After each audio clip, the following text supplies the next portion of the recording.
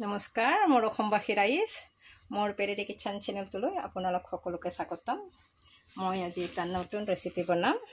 ৰেচিপিটো হৈছে মাংস, এয়া ব্ৰইলাৰ মাংস মই জিকাৰে বনাম। দেখিছেনে? মই জিকা লৈছোঁ, নহৰু লৈছোঁ, পিঁয়াজ লৈছোঁ, কেঁচা জলকীয়া, আদা, এইটো লেবু টেঙা লৈছোঁ, নেমু টেঙা আৰু এইপিনে আলু, এইখিনি মই ৰেডি কৰি লৈছোঁ।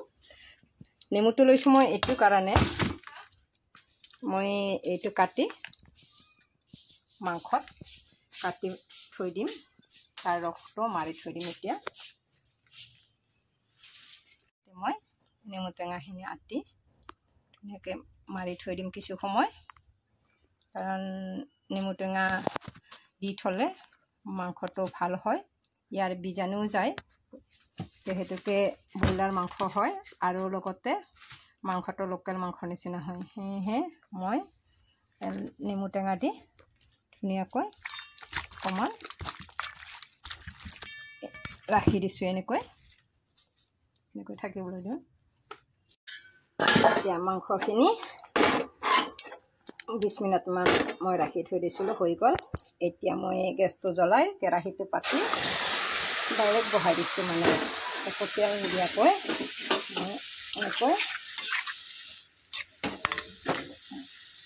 বহাই থৈ দিলোঁ।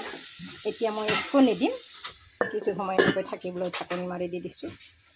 এতিয়া ঢাকনিখন খুলি দিওঁ আৰু অকণ লৰাই দিলোঁ। দেখিছেনে ব্ৰইলাৰ মাংসৰ কেনেকুৱা গেলা পানী ওলায়? এনেকৈ মানুহে খায়, গতিকে সেইকাৰণে নেমু টেঙা দি এনেকৈ গৰম দিব লাগে। আৰু এই পানীটো মই এতিয়া পেলাই দিম। হয়, মই এখন জালনাৰে মাংসটো উঠাই লৈছোঁ। ইমান লেতেৰা পানী ওলাই গৈছে, এই পানীখিনি মই এতিয়া পেলাই দিম। এতিয়া পানীটো পেলাই দিলোঁ, মই আকৌ অলপ পানী দি দিছোঁ, ঠাণ্ডা পানী। এই পানীখিনিত গৰম হ'বলৈ দিছোঁ আৰু ইয়াতে মই আকৌ মাংসখিনি লৰাই দিম, যাতে লেতেৰাখিনি ভালদৰে গুচি যায় আৰু যিখিনি টেঙা আছে টেঙাখিনি গুচি যাব। এইবাৰ মই এই মাংসখিনিও ধুনীয়াকৈ উঠাই ল'ম। এনেকৈ মাংসখিনি গোটেই মই ওলাই ল'লোঁ চাফাকৈ। এতিয়া মই আকৌ কেৰাহীটো বহাই মই এতিয়াহে তেল দিম। এয়া মিঠাতেল দি দিলোঁ, তেলটো গৰম হৈ গৈছে। মই ইয়াতে মিঠি গুটি আৰু তেজপাত দি দিছোঁ।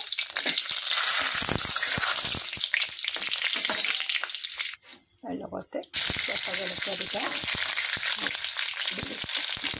এতিয়া মাংসখিনি বহাই দিলোঁ। এতিয়া লগতে মই ৰং গুড়া আৰু অকণমান ঢাকনি এখন পাই দিম আৰু এইবাৰ দিম মই পিঁয়াজখিনি দি দিলোঁ। পিঁয়াজখিনি মই আগতে নিদিওঁ, আগতে দিলে পিঁয়াজখিনি অকণমান হেৰি হয়, পিছত দিলে ইয়াৰ যিটো ৰস ওলাব, এই ৰসটো দি মাংসটো সিজি যাব।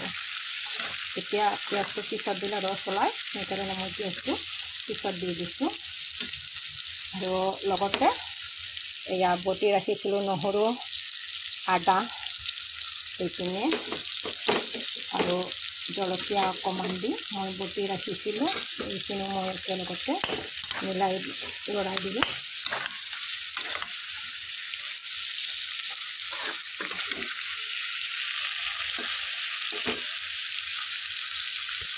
মই ভালদৰে হ'বলৈ দিছোঁ কিছু সময়। আৰু এতিয়া ৰাখি দিছিলোঁ মই ইয়াতে জিকা, এইটো জিকাটো দি দিম। ইপিনে আলু, ইপিনে ইয়াতে দি দিম। অকণমান ভালদৰে লৰাই লওঁ। এতিয়া দিম মই জিকাখিনি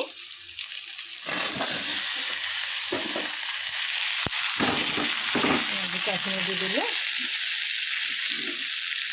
জিকাখিনি মই ভালদৰে লৰাই দিম। এতিয়া মাংসটো মই ভালদৰে লৰাই থাকিম। এনেকৈ লৰাই থাকি ভালদৰে লৰাব লাগিব যাতে তলত লাগি নধৰে, আৰু জুইটো কম কৰি দিব লাগিব। জুইটো কম কৰি দিলেহে মাংসটো গোন্ধটো গুচি যায়। মই জুইটো অকণমান দি থৈ দিছোঁ। এতিয়া ভালদৰে লৰাই আছোঁ। এতিয়া ঢাকনি দি দিম। এতিয়া এনেকৈ লাৰি দি আছোঁ আৰু ভালদৰে সিজিছে বস্তুখিনি। চাওকচোন ইমান ধুনীয়াকৈ সিজিছে। আকৌ আৰু অলপ সময় থাকিবলৈ দিওঁ। এতিয়া অকণমান পানী দি দিলোঁ।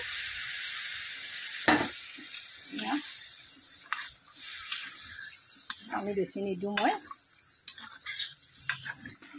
এতিয়া এনেকৈ উতলি আছে, অকণমান উতলি থাকিবলৈ দিছোঁ। এতিয়া ইমান সুন্দৰকৈ উতলি আছে চাওকচোন মাংসৰ আঞ্জা। আলহী আহিছে যিহেতুকে দালি নাখাই বোলে, সেইকাৰণে মই মাংস তৰকাৰীয়ে বনালোঁ। এয়া জিকাৰে বনাইছোঁ।